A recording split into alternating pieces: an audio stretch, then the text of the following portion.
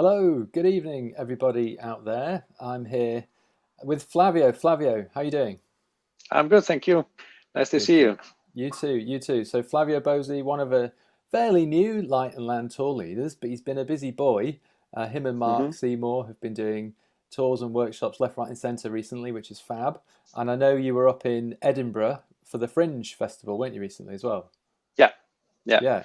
Exciting shooting in and It, amongst it the was. chaos. It, it was quite a bit of chaos, but it was exciting shooting. Really interesting to see all the performers and trying to document the event, try to document what the people were doing, the performers, and the interaction between them. It was really interesting.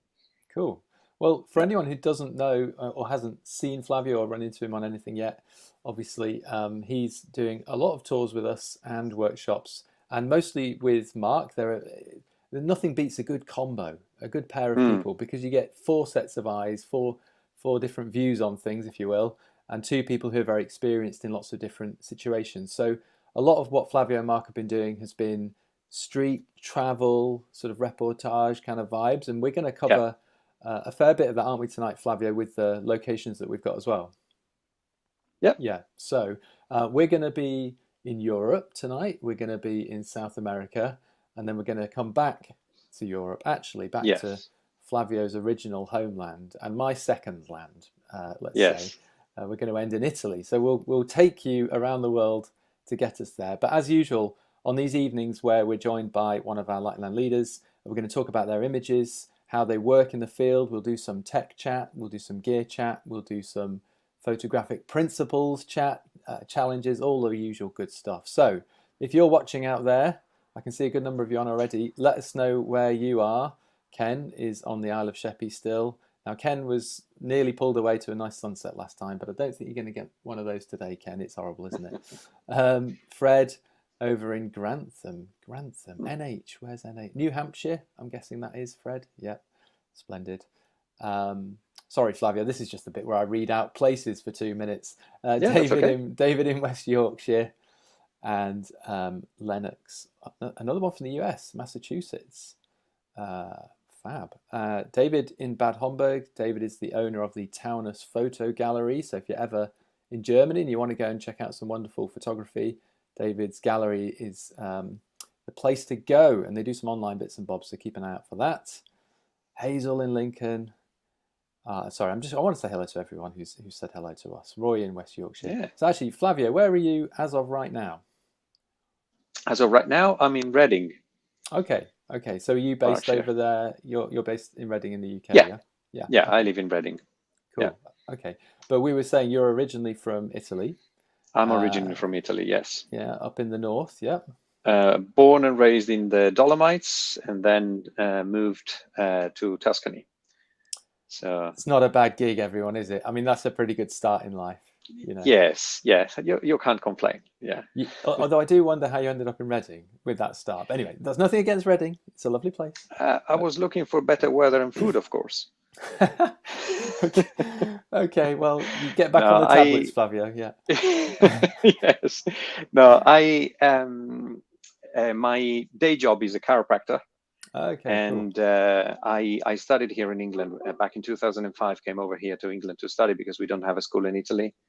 And in 2010, I came back to Italy. I moved twice. I started over twice, and oh, actually three times. And things weren't going as well as you could imagine. After three times, you start over. And I decided to come back to England, where working as a chiropractor is a little bit less, let's say, controversial, because it's Okay. still a bit, let's say, seen with a bit of suspicion in Italy. And it's a good way to work here. Yeah, So yeah. I ended up working in Maidenhead for the last 8 years. Cool. Well, actually, Royal Berkshire is a lovely place to be, so I'm only teasing. Yeah.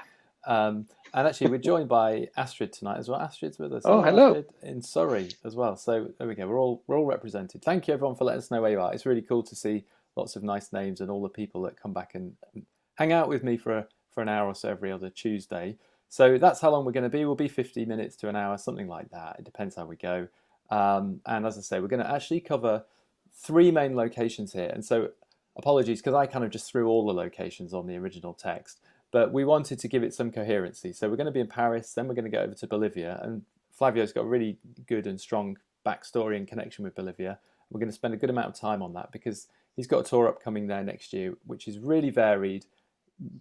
Really, I know I overuse this phrase, but I would imagine it's something of a once in a lifetime trip for someone if they wanted to go to South America. And we're going to really get into that in a bit more detail. But I thought, and let's kick into it, Flavio. I thought we would be nice because a lot of what we've talked about with Mark when he came on a month or two ago, and a lot of the bits and bobs you've done in the 1 day formats or 2 day formats with Light and Land recently have been around sort of street photography. And as I said, we're going to cover a variety of stuff tonight, as we've said. But I wanted to start with some images from Paris because I think they give a good impression of, I think, how you see and how you view the world on the street. And I thought it'd be a nice sort of template for us to have a little bit of a chat about it. So let's just start with a very simple one, which is what excites you about working on the street? I guess the starting point for all this is the fact that since I was a child, I've enjoyed enormously people watching. I love watching people, behaviors, and the enormous variety of what people are, how they act, how they interact, and how even just they walk around. I find the world a fascinating place for that reason. And since I started photography 15 odd years ago, I simply gravitated towards this kind of style because it came naturally to me. And I never chose to do it. I discovered after a while that I was doing it, that it was identified as street photography. And that is probably what excites me the most. So we talked with Mark, and the only reason I'm referencing Mark a couple of times is because I think it's really interesting is that when you do things together with different leaders like that, they're both going to give you different ways of working, different ways of seeing. And Mark actually mentioned, and I don't want to jump too quickly into tech things here, but Mark mentioned you work sometimes at slightly longer lengths than him. So maybe the 50mm was perhaps your more favorite lens. Is that fair to say? I'll just give you a hint. My website is named 47 degrees, which is the angle of view of the 50mm lens. That's my desert island lens. The 50mm lens is my choice.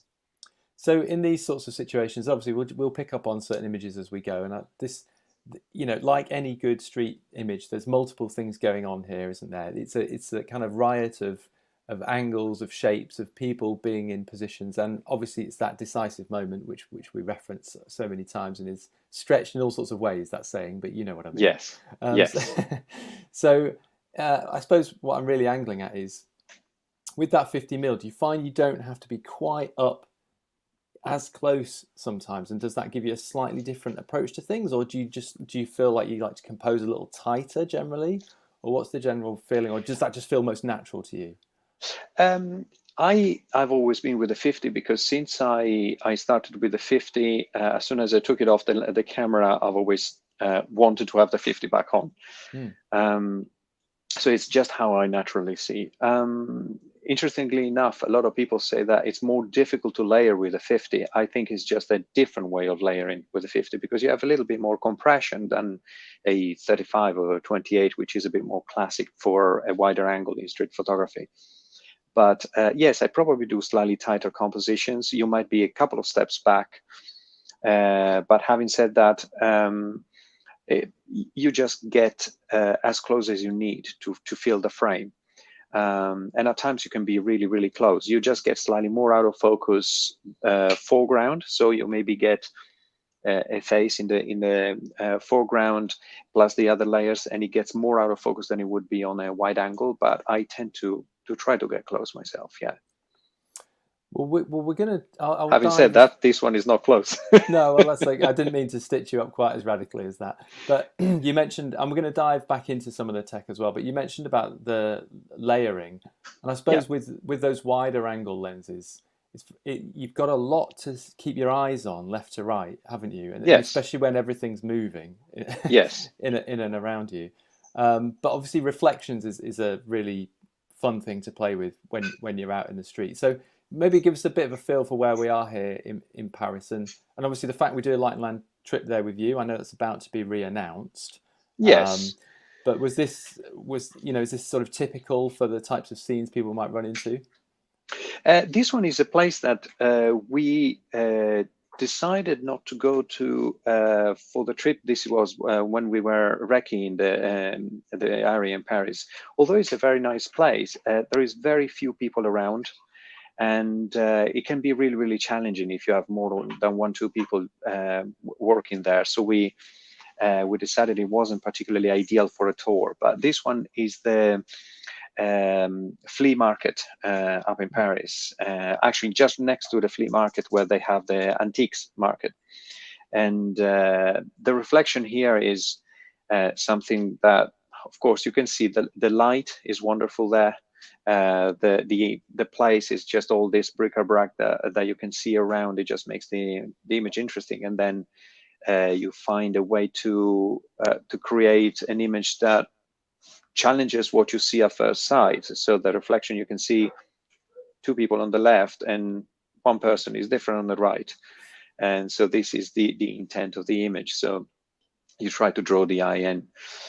This is why it's a further image here, because you can't be too close, because otherwise you won't get the whole context of it. But yeah, reflection are a big thing. In the places where we're going in Paris, though, you will still find quite a few reflections, and we can see them in the windows of the shops. We can see them we found mirrors on the street. They were just attached to the walls on the street. Even in the last one in Le Marais, we found those mirrors. It was quite interesting to play with those, and we definitely stopped there. Yeah, and I think what's really interesting about what you said actually is the fact that in that reflection in this particular image, obviously that other person isn't there, and it's just that moment of discord which actually works so well, isn't it, in lots of street photography? That slight curiosity or something out of place that you would have expected. It's the kind of reading the word correctly, even though the letters aren't all there in the right order. Absolutely, yes. You know what I mean? Yeah. But I mean, how do you? I mean, that's such a difficult skill. That's just time practice. Do you think, or are there things that you can kind of, what I mean, fast track yourself to see those more often? I think there are two elements to it. One, and as you know exactly as a photographer, photography is not just about snapping pictures. There's a lot of work behind it to learn, to compose, to control everything in the frame, to lead the eye, to actually create an image that is compelling and well composed. It's a skill that you have to build over a long time. Having said that, even just two very skilled photographers that are doing the kind of same genre, they will always see somewhat differently. And it's so very true with street photography. We can be 10 people shooting the same scene, and you will have 10 very different images at times, because we all see and concentrate onto something slightly different that will make a big difference in the image. And me and Mark do have quite a bit of difference in what we see and how we shoot. Yeah, no, I've noticed that as well, and it's great because you're both seeing things differently, but both very nicely. But there is definitely a vibe, and I think if I got shown the images, I'd hope I'd probably be able to guess most of the time whose was whose, which I think is a really good sign because you have your signatures, if you will. And I think maybe and we're going to talk about some other genres, everyone. We're going to talk about some landscape. We're going to talk about more sort of travel photography later as well. But I wanted to kick off with the street because I think Flavio loves it partly, and because I like talking about it. But the scenes you find are so very different depending on where you are, and but still to have that signature is the challenge, isn't it? If you see what I mean. So it's a very difficult thing to articulate, and that's why I'm happy we've got the images here. But for me, lots of colour. There's lots of great colour.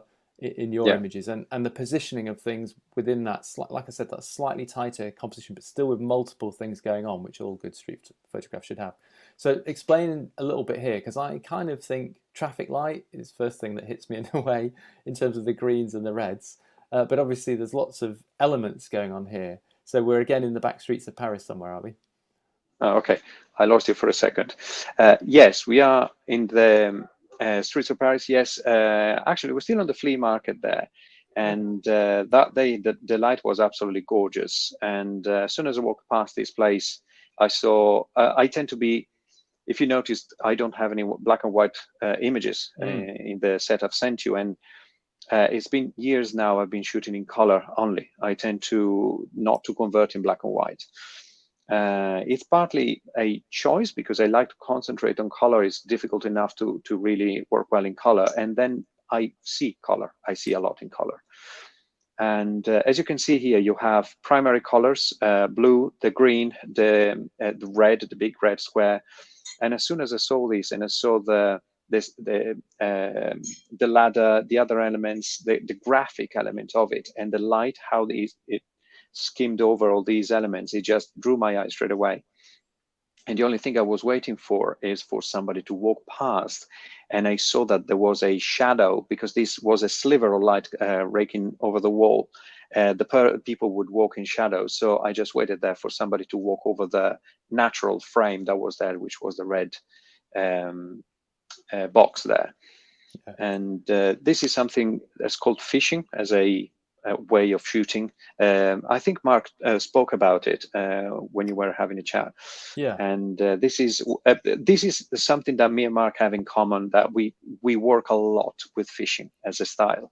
So we tend to find a good background, a good scene, a good set, if you will, of the street, and from there wait for something more interesting or some interaction or something to happen that will elevate the image.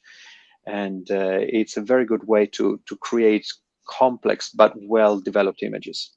And that's really interesting because yes, we did talk a bit about fishing and maybe setting the scene, like you said, you waiting then for the actors to unfold into your scene. Yeah. But I think the key is you kind of already know sometimes what you're wanting to happen, and I'm sure there's other Yeah. times where something unexpected perhaps happens, which you can then snap at as well. Absolutely. Yeah, this is something that I think Mark has he spoken about all three F's in street photography? No, you're testing my memory, Flavio, because that was a couple of months So ago. it's because these are three very good ways to describe how we photograph. Because as you say, you find the scene, you set yourself up in front of something and wait for the extra element to happen. And oftentimes it's something you see coming. For example, oftentimes you see something happening, you just lost it. But if you have a bit of an experience and you can read the situation, chances are it's going to happen again. For example, a child jumping off a wall, you see him running around, he might jump off the wall again. So you might actually set yourself up to get it in the right place, etc. And the element of luck is always very important, but you have to be there and you have to be set up and you have to be anticipating it for the luck to help you in these things. For example, in here the big thing was setting myself up, and then the really nice moment has happened here with the mum and the child that is being portrayed having this little moment. And the clincher there is the hand gesture of the guy with the beard, where it's absolutely important that his hand is just by a hair, but is separated completely from the silhouette of the man he's talking to. This lets you see the hand much better. So this is the decisive moment. But of course, the element of luck is there because these are millimeters and these are milliseconds. That But angle though is beautiful, isn't it? That just as a continuation of that line from his hand down to the elbow to of the the arm, yeah, artist, yeah, and then up nicely again in a nice diagonal up, and her yes, arm, the child's arm, sort of it's parallel, isn't it? It's set back absolutely. on a parallel angle, so it's just a And beautiful then there is combination of things. there's quite a few implied triangles in here. Yeah, this is probably my favorite image from the trip to Paris this year. That's the one that we did in Paris in May. And as I was saying, this is something that when you are shooting an image like this, I framed the image. I framed the artist in the middle. I made sure I got the sitters on the right side, and then I was simply looking at the man talking just to get him in the right position. So this is kind of a trick when you are shooting these images. You can't keep an eye on everything. You have to set it up. You have to look at the edges of the image to make sure that you include things that you can. In this case, I couldn't include the feet of the lady on the left, which rankles me a little bit, but also I would have included a lot more stuff that wasn't necessary and distracting. But you have to keep an eye on the edges, but you can't keep an eye on everything that is happening in the frame. So you get kind of an anchor, which is the artist and the sitters, and then you keep an eye on the guy that is talking on the left just to get the right moment or right position. Yeah. So this is a good way to work. Yeah, fantastic. Well, listen, actually, Barry, we've had a question, and I should say, sorry, if anyone is watching, well, and lots of people are watching, but if anyone wants to ask a question of those of you who are watching live, do pop the comment into YouTube. You just need to log in. If you're watching via YouTube, you can put a comment in and we'll pick the question up. Or if you're watching on Facebook, you can just bang it into the comments there and I'll pick it up. So Barry is asking, hi Flavio, how often do you close crop your images in post? Hi, Barry. Thanks for the question. Close crop is not often, definitely not often. Cropping is not something I'm afraid of doing. Of course, you try to get the image right in camera. I see many people that come with maybe a wider angle lens, and then they still shoot from the other side of the street, and then they have to close crop the image quite a lot, or the subject is too small in the frame. And this is one of the main issues that we find, that people are shooting these images and you see the subject is very small or is confused with the background. And just because your subject is in the image doesn't make the images about your subject. And this is very important. So yes, I do crop the images. Usually it's just to try to straighten them up a little bit, or just get rid of some things on the edges that are not especially helpful. In this case, I definitely cropped out a little bit of a hedge on the right side that wasn't helpful. But I rarely close crop the image. I try to get it right, or as close as possible in camera. And I wonder, and thank you, Barry, for the question. Any more, just hit us up. And there is one from Frederick, which I'm going to come to in a second. I wonder if perhaps, especially if people aren't particularly experienced on the street, shooting on the street, working on the street, there is sometimes that tentative nature, isn't there? And I wonder sometimes if they've set out with something quite wide and then they're being a little tentative and shooting from quite a way back, you do end up with sort of the action happening in the center 50%, but like you say, you then end up with quite a lot around it. So maybe is some of that, do you think, people just being encouraged to be a little bit bolder, to get a little bit closer to the subject if they're working quite wide? Honestly, no matter how you work in street photography, you do have to have some boldness. Also because if there is one thing that makes a street image way more interesting, is to see faces, not backs. Unless the back has a real reason to be there, seeing people from the front is a lot more interesting. It creates a connection for us, seeing eyes, seeing faces, seeing interactions. It creates a direct connection with the viewer. If you don't have that connection, the image is immediately less interesting.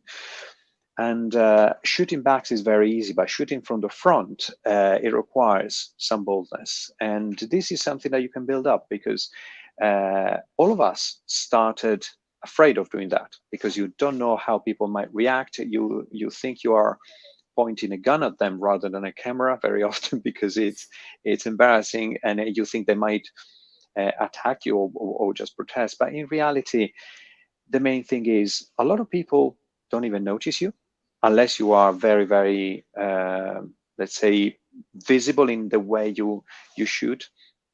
And you can be fast and swift in taking the picture, and many people just don't realize you took it. So you have to simply get closer and try to really know your camera, know how to control it, know how to focus it, having the settings already done, and one reason why we recommend using a prime lens. As you know, Mark uses a 35 almost exclusively for most of his photography, including wedding and everything else. I use a 50 in the same way. The idea is that we know exactly what will fit into the frame before taking the camera to our eye. So you see a scene, you already have the camera set up. We tend to pre-focus. I pre-focus manually very often because I tend to use a lot the Leica systems of manual lenses, or you pre-focus, even in autofocus, you can pre-focus on the ground or on the wall or somewhere else that is roughly at the same distance as your subject will be. And then you walk up to the subject, to the place that you already know you need to be, and you raise the camera to your eye just at the last second, take the picture, and then you can walk away. Or you can just work the image if something is developing, but still you don't fumble with the camera. You don't just stay there with the camera to your eye all the time, or like Mark does, you shoot a lot with a screen down a waist level. And it's a matter of just knowing that you can do it and nothing happens, and actually you get much better images. Yeah, no, definitely. Frederick has asked, and I believe, Frederick, you're talking about this image. I believe you are. I flicked the image and then the question came. So apologies if you were talking about the other one, let us know. But I think you're talking about this one. Would be in black and white. Obviously, Flavio, you've explained you commonly work in color and you like seeing color. And obviously, this image is packed full of color as well.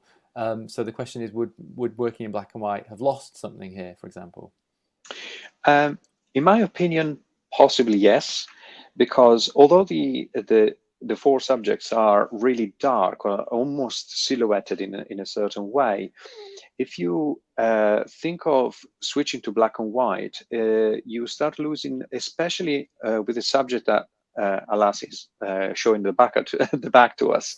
But you're going to lose its silhouette against the back, because the back is going to be grays and blacks, and it might get a little bit less, let's say, separated from the background. So is the guy on the bike. Yeah, sorry. Talking So about the Frederick, prior he was image. talking about the other one, but I think still a relevant thing to talk about, because you're right, Yeah, that separation, that he's able to pop a little bit because that back is I so think so. a Yeah, brighter highlight, isn't it? And obviously the color helps that as well. So maybe yeah. let's pick up for Fred though on this question, and then we'll move on just for time purposes. But I so do think, yes, it would have lost a lot. In my mm, opinion, again, you can see that if you look at all the colors that are there, although they are not particularly strong colors necessarily, they still create a lot of separation between different things. You can see that even just on the right side, the pink of the face of the mum and the color of the face of the girl, etc.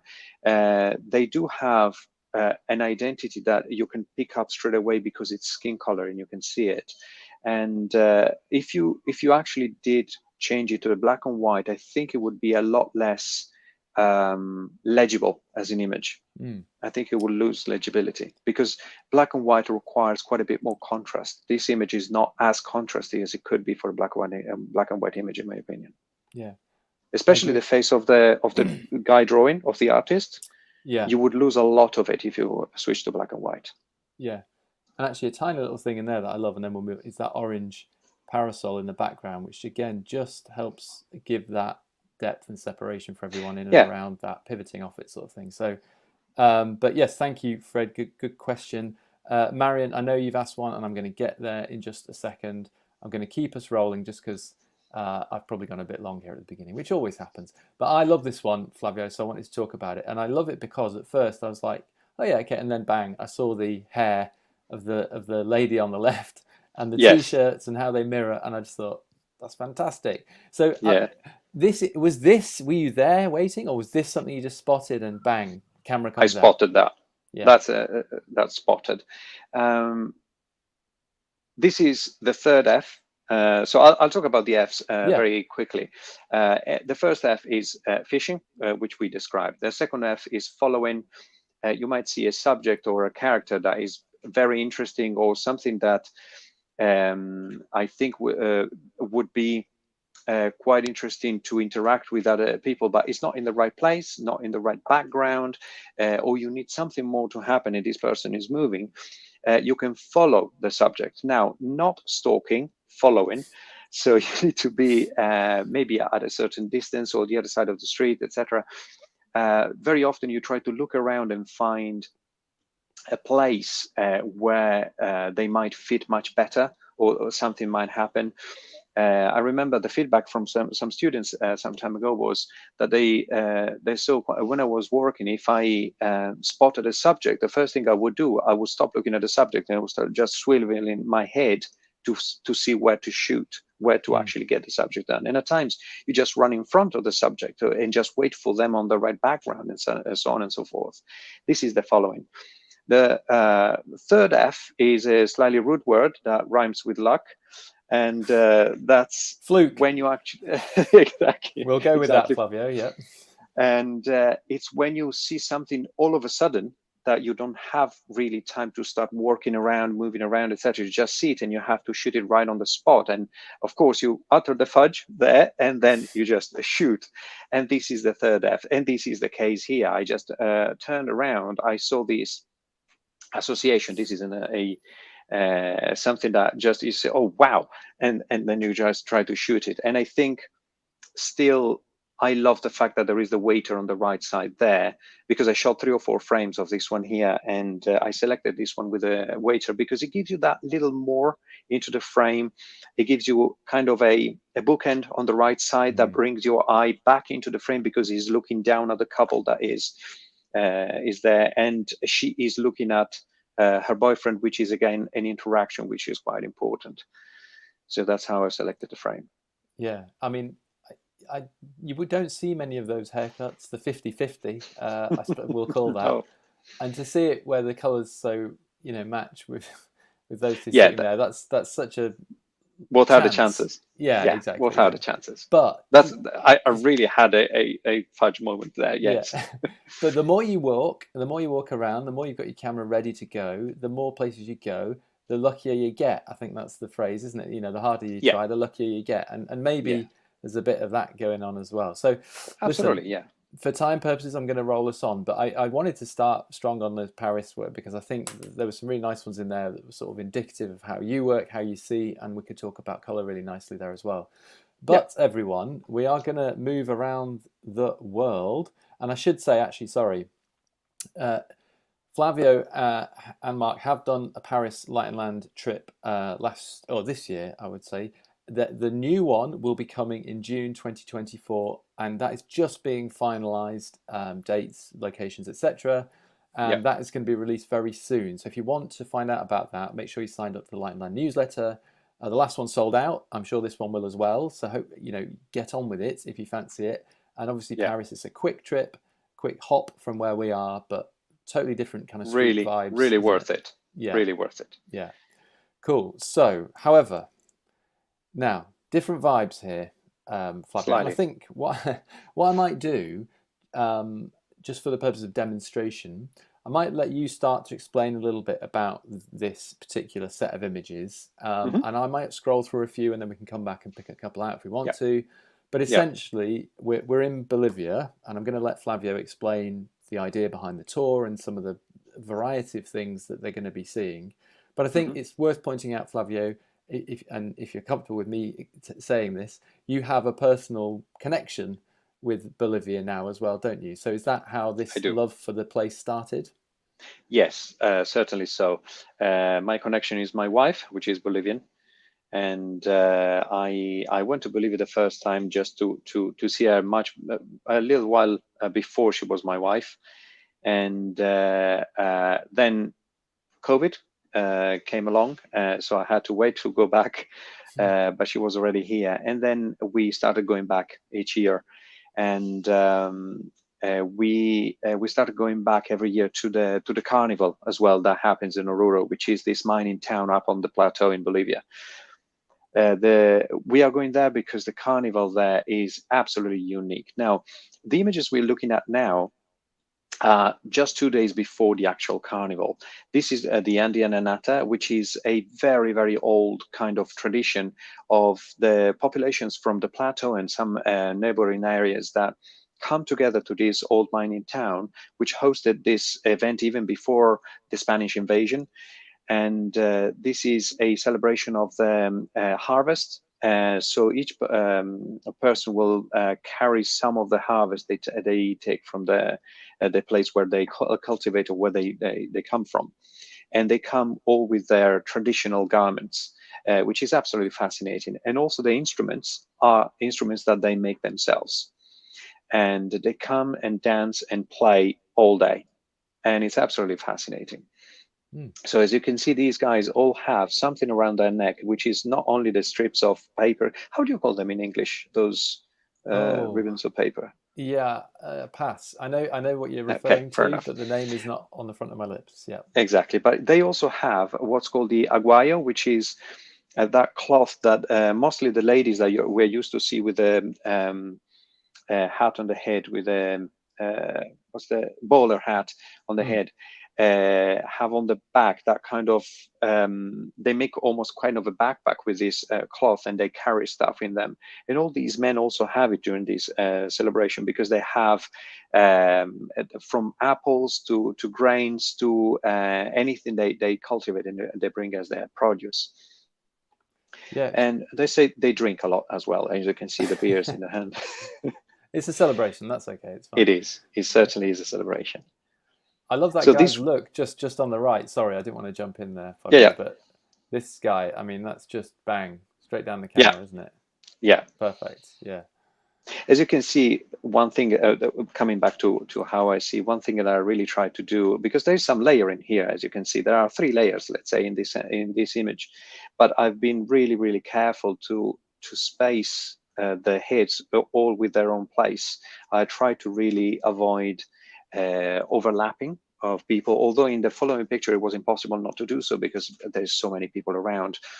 But this is something that is very important, and during these celebration where there is so many people around, is a great exercise to try to do that much earlier than taking the camera to your eye. You just set yourself up and just look and just try to compose the image, and then you bring the camera to your eye. So I should ask Flavio because obviously, we talked about Paris and we're going to touch on Venice later on. And yes, they're very unique in their own ways, but they're still very European feeling, and I feel very European. Let's not get into the Mm-hmm. politics of all of that. Yeah, Um, yeah. but the bit working and being in South America, how different is that, and how are the people in and around the camera, and generally, how's the experience, if you will? During these festivals, people are absolutely thrilled to be photographed during the festival, during the procession, etc. Those ladies were less thrilled, meaning they weren't particularly looking to be photographed, but they never realized I photographed them, so it was okay. Um, there is still a part of the population, especially the very traditional one, that has the belief that taking a picture will take the soul. So often they actually cover the face of their children if you try to do that. And for that reason, I tend to not take pictures of these people. If I see some kind of reaction that they don't want the picture taken, out of respect, you just don't take the picture, because it's probably not going to win a National Geographic contest, so it's okay. But otherwise, as you can see, even here, this man, to me, the focal point is the man looking at the camera itself. And these people are absolutely fine being photographed, and usually they even just say hello, they smile, they start posing for the camera, and this is something that you really want to avoid, Mm. because it makes the image much less strong. This image, again, it's a layered image, and I was waiting for him to appear cleanly between the two people interacting there, and it makes it a lot stronger because it's candid. Yes, he's seeing me, but he's not interacting with me, Mm. and that makes it a lot more interesting. And these are images that is a lot of fun to try to build when you are there. Really a lot of fun. Well, we really get a feel for the. I'm sorry, just before I jump on that, you get a feel for the bustly nature of it, if you will. And Yes. there's always a vibe, isn't there? There's always a buzz when you're in those sorts of scenarios. And I think, like you say, people are often a bit more outgoing in those situations and more open-minded to photography. So Yes.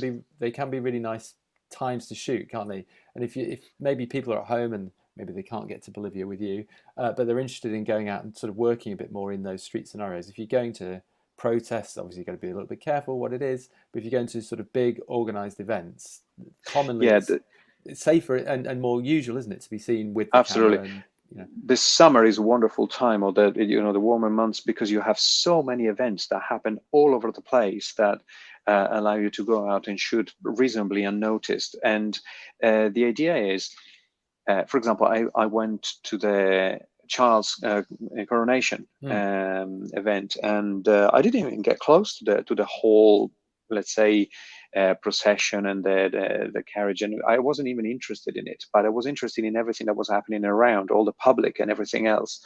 And it's such a good time to shoot again, because people are so happy to be photographed, because they have the crowns on, they have all the accoutrements on, or they just are too busy to pay attention to everything else, because there's so much happening around. And it's such a good time to shoot, apart from the fact that it was pouring down. But it's such a good it's such a good way to shoot, because you have a chance to shoot reasonably unnoticed, even if you're not that experienced. But again, I did the same at the Gay Pride, and you can do the same at a country fair. You can do it in markets and everything else. It's such a good time to do it in an easier way. Yeah. Well, let's jump back to Bolivia, because I know one of the things you guys go and do on this trip is you go and visit some local luthiers who are making these, well, decorations, aren't they, and equipment for these celebrations. Is that right? Yes. So what we just saw, the images were from the Andean Anata, which is the local, let's say, the traditional garments. The actual carnival happens a couple of days later, and the carnival has 18 main dances. And the major dances are the Diablada and the Morenada, which are, the Diablada is devil's dancing. That's where the title for the tour comes from, and that is the main dance. And the second dance is the Morenada, which is something that uses this kind of metal helmets or faces, etc. And this wing is made for one of those masks. And these people actually, we're going to see the day before the Anata and the day before the carnival, in the 2 days that are just preceding those events. And we can go see them finalizing a lot of these masks and doing the last few bits of work, either embroidering or making metal masks, or making other parts for these masks. And it's a fascinating thing, because you see the ability of these guys that still made everything by hand. They live off the carnival,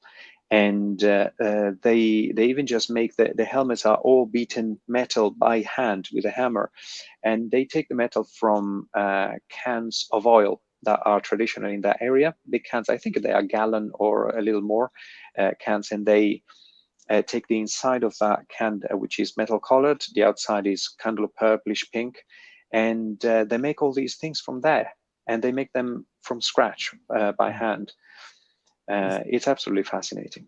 It's nice to see things actually being made by hand still. And I think what's really interesting about this, and will be on the trip as well, is that if you are seeking to put together like a coherent story about an event, then you need different types of images, don't you, that Absolutely. explain that story, not just the event itself and getting in tight, broader, so you can see the vast swathes of people, some of the details here, some of the backstories behind it. And I think obviously if you did fancy going to Bolivia to do it with Flavio, and you will get a lot more of that information than just rocking up unknown at a place and kind of shooting around. But it's important, isn't it, Flavio, that you get to kind of tell the story from a, and I suppose this is why this really is sort of travel / documentary photography. It's Yes. not Yeah. okay. There's elements of street, but it's really storytelling. I suppose that's what I'm saying, Yes. isn't it? Absolutely. And you need to build those image types to tell that story, right?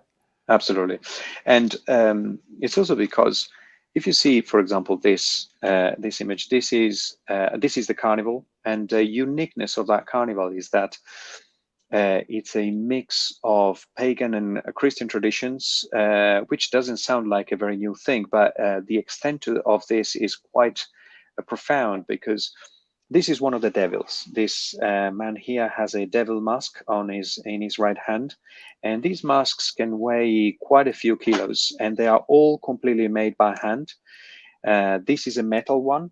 Some of them are made with papier mâché, and the metal ones can weigh up to 7-8 kilos, and they keep them on their head, dancing through the street of town for 5 kilometers.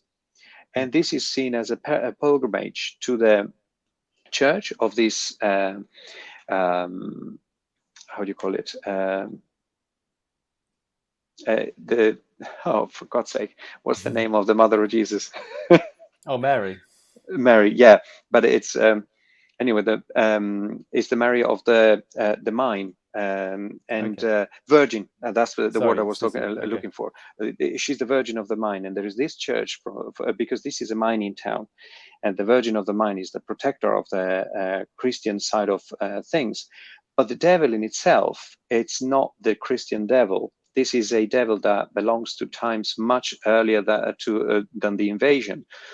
And this is the actual Lord of the underground, which they call devil, but it's not a devil. It's the Lord of the underground, which will protect the miners and let them find the ore if they worship and give donations, which can be of different natures, or it will make the mines collapse or hide the ore if you don't satisfy them.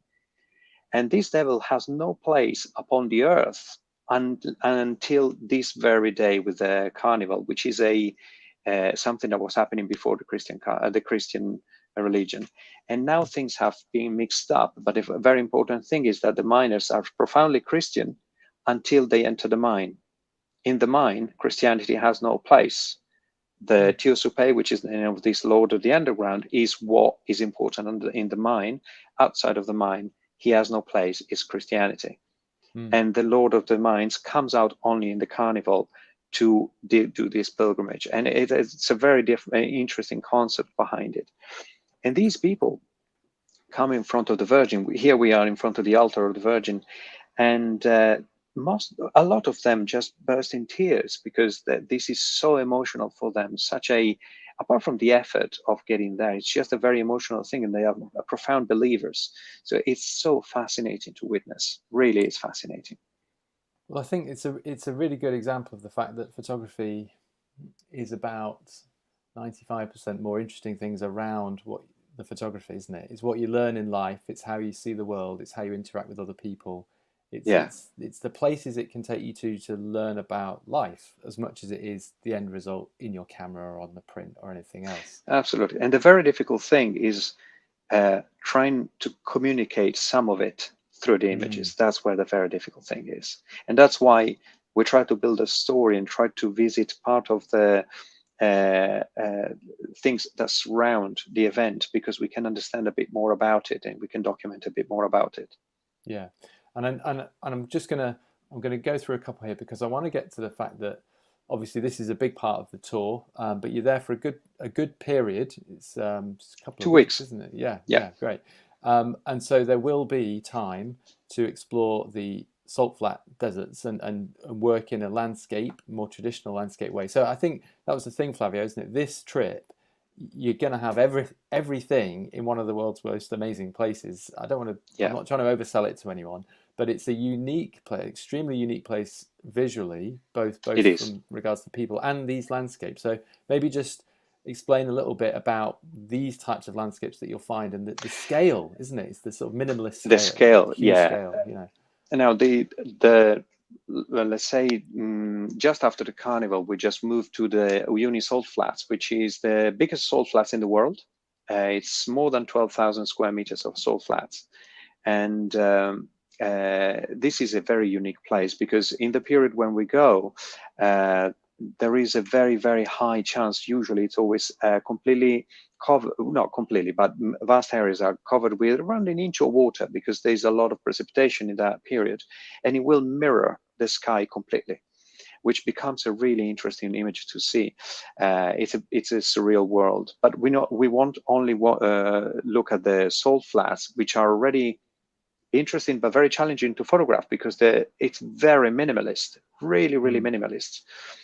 But then we'll also for 3 days, travel around the salt flats and see, for example, the Salvador Dali Desert, which is called that way because it's really, really resembling some of the paintings of Salvador Dali, because it's such a surreal kind of place with the rock formations and everything else. What we're seeing here is still an area in the salt flats where we have colored kind of waters and bubbling air that comes out of the pools, etc.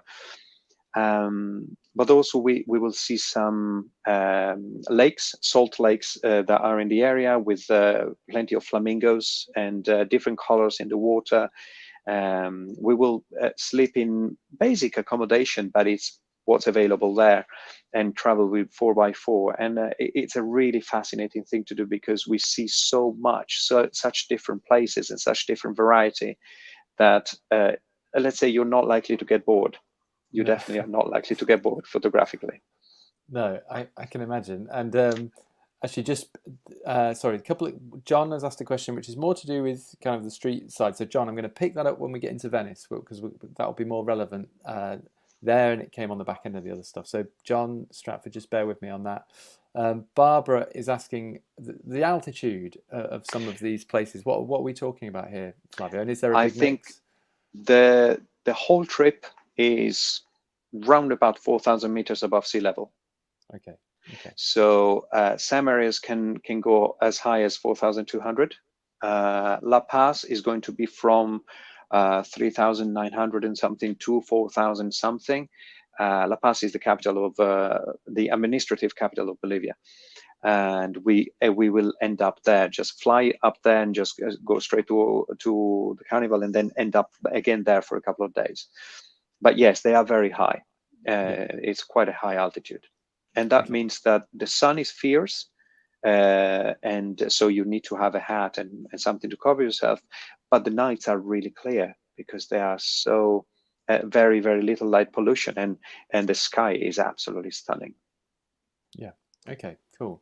Well, we've mentioned we're going to be doing a little bit of astro, and there'll be all manner of things. I think that's what we wanted to get across. Yeah. So, if you are interested, maybe South America's always been on your bucket list. It's still on mine, but they can't take me, I'm afraid. Then this would be a great place to go. And with Flavio and Mark, you've got two very experienced leaders who both know the place very well, know how to look after groups very well, will take good care of you, and will make sure you get into all the interesting places at all the right times and tell those stories. And you will go back with all sorts of fantastic images and stories of your own to tell. It's very much a one-off thing to do that. It's a fantastic opportunity. So that is in February 6th to the 19th. February. Yeah, February 2024. Book via lightandland.co.uk. Anyone interested in that? Now, I'm going to keep us rolling just for time purposes, because we're going to just talk about Venice for a few moments. Now, there was a couple of questions here. Marion, yes, sorry, we've kind of answered the question already. And that was around tripods and using tripods in the street, and whether you ever do that or whether you're always shooting handheld. I'm guessing handheld, Flavio, on that. Yeah. We definitely don't use tripods on the street. You're kind of visible as a shooting with a tripod on the street. Although it's also true that there are a Magnum photographer called Mark Powers. He's English. He shoots on the street with a large format camera. Yeah. But guess what? It does fishing as shooting goes, and but it's a very different style of shooting. We tend to be shooting with very, very small handheld cameras. Yeah. Okay. Just one quick one back on Bolivia from John. Do you? I'm throwing this at you, Flavio. Sorry. Do you need the yellow fever injection for Bolivia? Do you know that? Not really, because we are not going to be in the jungle area. We're going to be high up.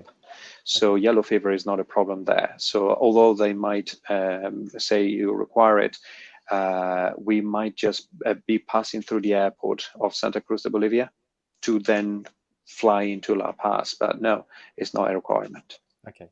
And if anyone has any technical questions like that about any tours, not just this one, anywhere else that Light and Land might be going, do just email into the office, and they will give you all the info you would need to know about that. Flavio, just because we've got sort of 5 or 6 minutes left, I'm going to just flick through a couple of these, And let's just pick up another question here about the technical side of things. Now, obviously, we're talking about Venice, so just before I get to that question, we're talking about Venice because for many years it's been a very, very popular photographic tour location for light and land. I know back in the early days, not because I was there, but because I've heard the stories. I know Charlie used to do the Venice tour, and I know Phil and Clive for many years did a Venice tour, and I know now you and Mark are doing a Streets of Venice trip in May Hmm. 2024. Yeah. Obviously, it's beautifully photogenic, as we know, and there's lots of how should we say, classic street photography from there for many artists. Willie Ronis, all sorts of people spent a lot of time shooting in Venice. It's extremely photogenic. Yeah. So what's your kind of love for Venice, and how do you find ways to keep refreshing it for yourself as well with every trip? Well, first thing is, I've always had a love for Venice since I started going there photographing. Even if I have to go in an area close to Venice, I often go to Padua professionally as a chiropractor for some courses, etc. I make it a point to just spend a day or two in Venice shooting. For me, it's just something I love to do. Um, it's a very photogenic place architecturally, and all the canals, the gondola, everything that you hold dear about Venice is there. But it's also true that a beauty of street photography is that you never have the same shot twice. You never find the same thing twice, and people are ever changing, and you can really find so many areas of Venice that are visually appealing, interesting, and then you can just build something in there, and every single corner you turn has a potential for a shot. So because we are not concentrating on the very classic views of Venice that you see all over the place, like you would do in a landscape shot, you really try to find the right light, the right views that are a lot more refined. We tend to concentrate on, yes, letting the viewer know that we are in Venice, but we are concentrating on people. We Mm. concentrate on something completely different. And that makes it very varied all the time. So you mentioned, sorry, Flavio, we talked just off air before we came on about this is a practical thing to do with working in groups, isn't it? Because I think sometimes people think, well, if there's a number of us in the group, and by the way, we always try and keep the group numbers quite low in Lightlanders where we can, and especially if you've got two people, that splits really nicely in groups. But it's not a case of you all moving around en masse shooting, is it? You do some divide and conquer, yeah. Yeah, it would be honestly quite funny to see 10 people shooting the same thing, same person, and trying Yeah. not to be conspicuous. Hello. Yeah. Um, so the idea is that we always split the groups in couples, and me and Mark will go with one person each, and the other part of the group will go in couples as well, and we split out and go in slightly different areas. Then we meet up again, swap the groups around. Me and Mark will swap, will find somebody else to go with, and this allows us throughout the course of the day workshop or the days of the tour, to spend one-on-one time with every single person, directly one-on-one, and every person will shoot with somebody different, just looking at how they shoot and seeing something that they might not have seen. But having said that, groups of two are much less conspicuous than bigger groups, and then recommend that if you see something and start shooting, the other person shouldn't start shooting the same thing, should look for their own subject. So this makes it a lot less conspicuous overall, and it makes it much easier to shoot something without interacting too heavily with the scene. Yeah. And I know you guys do some image reviews and whatnot in and around the times you have available of the evening or whatever it might be. And that's really useful, isn't it, Absolutely. to have that critique back from. I think this is, it was for me kind of a transformative thing to do this. And I saw my images improving over just a few days when I did a course myself. And I think it's one of the most important parts of the course in itself, because we can see how the attendee shoots, where the main pitfalls they might have are, and they can work towards correcting them and improving them throughout the course. And you can see people improving enormously from day by day. It's amazing. Mm. It really is. So it's a very important thing. And it's great to see, like we talked about very early on here, that if you put 10, 8, 6, 4, 2, however many people it is, in similar situations, okay, they're all looking at different things, you're going to come back with all types of interpretation. So each of the participants, you'll learn off your fellow participants, and that'll And fire you the, learn also when you see the images, because we do the yeah, review all together, and you see yeah, what everybody has been doing.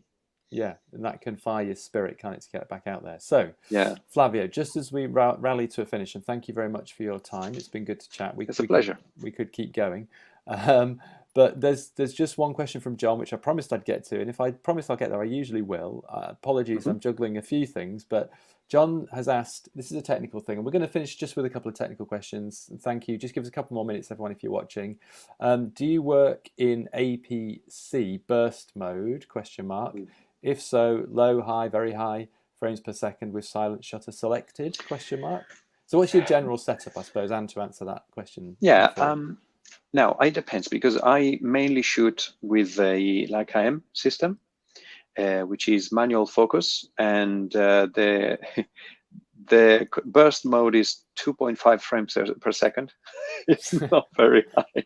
Slow burst. A slow burst, but it still works for me, because it's normal even just in single shot mode. I often shoot in single shot mode. I tend to fire off 1 or 2 or 3 shots all in a row, and I can do it fairly quickly with a finger, or I will use that kind of burst mode. If I am shooting with an autofocus camera, I tend to use a Sony A9.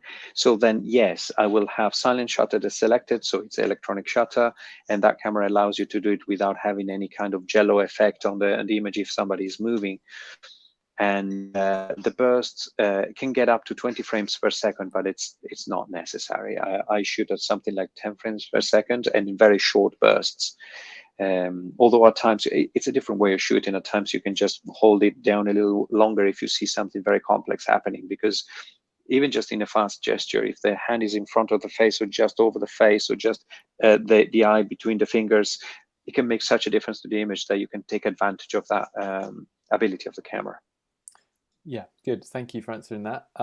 If anyone else has anything else before we go, do just let us know. In the meantime, I'm going to read this. David says, thank you for managing a great discussion. Thank you, Flavio, for your wonderful insights, your visions of street photography, great images of Bolivia, and a personal view of Venice. And I apologize, Thank you, David.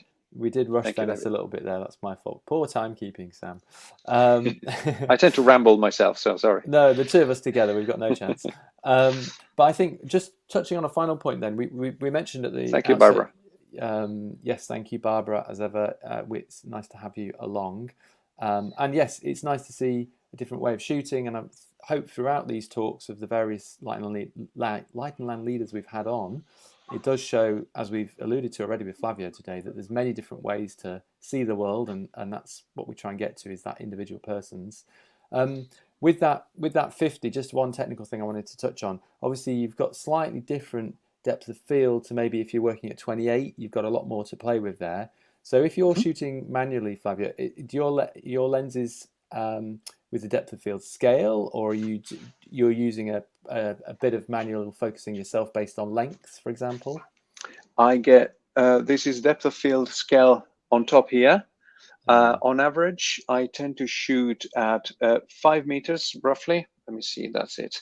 Around 5 meters. I put it at f8 like this, and that gives me a good depth of field for the distance that I already have kind of a good eye for. And I tend to move it slightly with, if I know I'm going to get slightly closer, I tend to move it very slightly. Just a little nudge gets it to 3 meters.